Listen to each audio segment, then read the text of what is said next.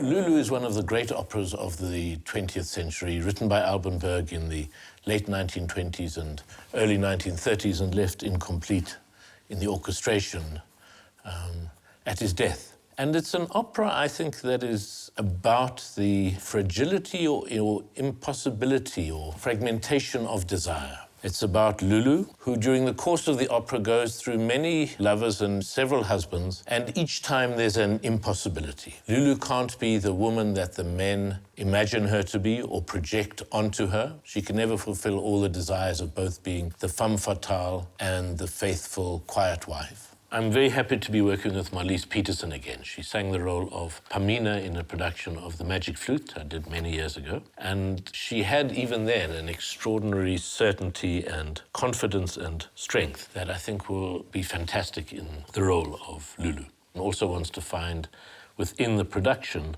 the logic of the character, which may not be the identical to how she's done it before. So I'm really looking forward to the excitement of that exploration. The question is, how does one put this onto stage?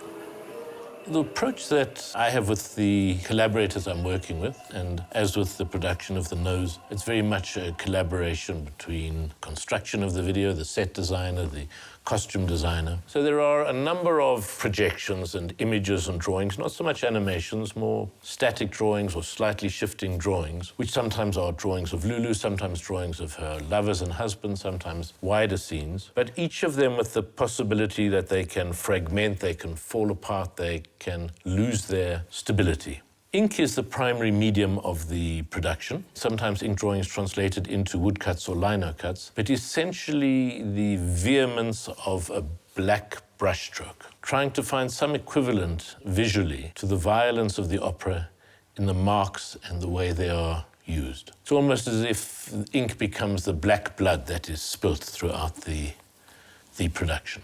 The set has to work in two ways. It has to work as the receiver of the projection, so it has to be surfaces on which we can see the projections, not necessarily flat. But it also has to work as a theatrical space of the different rooms, the artist's studio, the garret in London, the gaming room in Paris, Dr. Schoen's house. And so the furniture and the flats and the walls have to both have an Art Deco attention to detail and finish and material, and also work in a way that they can reflect the projected images.